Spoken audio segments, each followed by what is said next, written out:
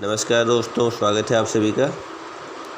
हिंदी साहित्य के इतिहास में हम चैप्टर पढ़ रहे थे भक्ति आंदोलन। भक्ति आंदोलन में हमने भक्ति काल का अर्थ और स्वरूप पढ़ लिया था। भक्ति आंदोलन का उदय हो गया था। आज हम पढ़ेंगे भक्ति काल की विविध परिस्थितियाँ। इन परिस्थितियों में 4 परिस्थितियाँ प्रमुख हैं। पहली है राजनीतिक परिस्थितियाँ, फिर है सामाजिक और आर्थिक परिस्थितियाँ, फिर है धार्मिक, दार्शनिक और सांस्कृतिक परिस्थितियाँ, आखिर में है साहित्यिक परिस्थितियाँ। इनको आप सीरीज से याद करना चाहते हैं तो ऐसे याद कर सकते हैं। राजा ने समाज की आर्थिक स्थिति को देखते हुए धर्म और दर्शन का संस्कृत में साहित्य लिखा।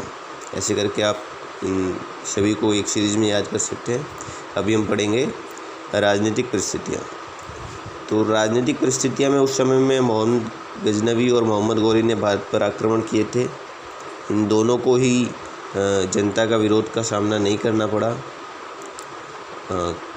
कई शासकों ने मुसलमानों का साथ दिया, जयचंद का नाम जिनमें प्रमुख हैं।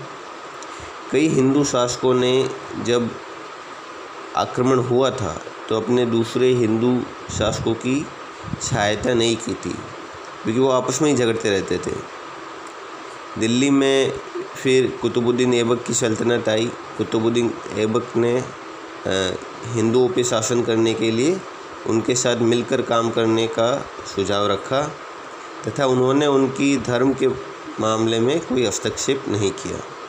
लेकिन जो बख्तियार खिलजी था, बख्तियार खिलजी ने बिहार और बंगाल में जितनी भी बौद्ध और हिंदू धर्म की संस्थाएं थी उन सभी को ध्वस्त किया। इन सभी को ध्वस्त करने से वहाँ धर्म के क्षेत्र में एक शून्यता पैदा हो गई। तो उस शून्यता को भक्ति काल के जितने भी निम्न जाति के संत और महात्मा थे उन्होंने पूर्ण किया और जिससे भक्ति आंदोलन की शुरुआत हुई। अब पढ़ते हैं सामाजिक एंड आर्थिक स्थिति। सामाजिक और आर्थिक स्थिति में सुख सुविधाएं जो थी वो सभी राजा और सामंतों तक केंद्रित थी। आम जनता बदहाली में जीवन गुजार रही थी। जाति व्यवस्था के मानदंड अत्यंत कठोर थे। अल-बरूनी ने लिखा भी है हिंदुओं को संबोधित करते हुए कि ये जो हिंदू हैं वो अपनी जाति किसी को भी नहीं बदलने देते थे। मुस्लिम शासन व्यवस्था के आ जाने से ब्राह्मण राजपूत वर्चस्व कमज़ोर हुआ तथा केंद्रीकृत शासन प्रणाली से निर्माण और दस्तकारी कार्य में वृद्धि हुई। निर्माण और दस्तकारी कार्य में वृद्धि होने से जितने भी निम्न जाति के लोग थे उन्हें रोजगार मिला। रोजगार मिलने से उनकी स्थिति मजबूत हुई तथा इन्हीं में से भक्ति आंदोलन के नेतृत्व करने वाले संत और महात्मा निकले। फिर है धार्मिक, दार्शनिक और सांस्कृतिक परिस्थितियाँ। धार्मिक कर्मकांड और अंधविश्वास से जनता परेशान थी। उससे जनता का शोषण हो रहा था तथा लोग कई देवी देवताओं को मानते थे। लेकिन इस समय में क्या हुआ, सभी लोगों ने एक ब्रह्म को मानना शुरू किया। चाहे वो निर्गुण भक्त हो, जो सगुण भक्त थे, जो भी राम भक्त और कृष्ण भक्त थे, वो भी ये मानते थे कि ये दोनों ही विष्णु के अवतार हैं, तो वो भी फिर एक ही ब्रह्म हुआ। सूफ़ी जो लोग थे वो भी एक ब्रह्म को मानते थे। गुरु नानक जी जो थे उन्होंने भी लोगों में एकता स्थापित करने के लिए सिख संप्रदाय की स्थापना की। तो ये तो धर्म के क्षेत्र में हो गया। विभिन्न देवी देवताओं को मानने वाले लोग धीरे धीरे एक ब्रह्म को मानने लगे। ये मैंने बहुत सारे एग्जाम्पल दिए आपको। फिर अकबर जो था, अकबर ने दीन इलाही धर्म की स्थापना की। ये धर्म जो था सभी लोगों के लिए था। फिर दर्शन के क्षेत्र में कई लोगों ने अपने अपने दर्शन स्थापित किए। शंकराचार्य जी थे, उन्होंने अपना सिद्धांत दिया अद्वैतवाद। शंकराचार्य मानते थे कि ब्रह्म और जीव में कोई फ़र्क नहीं है। अगर किसी को ये फ़र्क दिखाई देता है तो केवल माया के कारण है। इसके अलावा ब्रह्म तथा जीव दोनों एक ही है। रामानुजाचार्य जो थे उन्होंने अपना सिद्धांत दिया विशिष्टाद्वैतवाद। विशिष्टाद्वैतवाद में वो बोलते हैं जो ब्रह्म है वो सगुण है तथा सविशेष है तथा वो जनता पर अनुग्रह के लिए अवतार लेते हैं। ये रामानुजाचार्य का सिद्धांत था। फिर वल्लभाचार्य जो थे उन्होंने अपना सिद्धांत दिया शुद्धाद्वैतवाद या पुष्टि मार्ग। वल्लभाचार्य जी बताए शुद्धाद्वैतवाद मतलब जो ब्रह्म है वो एकदम शुद्ध है, वो माया से बिल्कुल भी लिप्त नहीं है। उन्होंने 3 तरह के जीव बताए कि जो जीव होते हैं वो 3 तरीके के होते हैं, जिसमें हैं ये प्रवाह जीव, मर्यादा जीव और पुष्टि जीव। जो प्रवाह जीव होता है वो मोह माया से रत होता है। जो मर्यादा जीव होता है वह है सामाजिक मर्यादा और निषेध को मानने वाला। और पुष्टि जीव जो होता है जिस पर ईश्वर का अनुग्रह हो जाता है वो पुष्टि जीव होता है।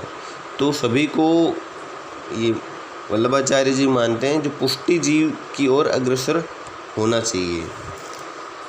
तो ये तो सबके दार्शनिक सिद्धांत हो गए। उसके बाद इस्लाम के आगमन से रहन सहन, शिक्षा, साहित्य, स्थापत्य कला तथा मूर्ति कला में परिवर्तन हुआ।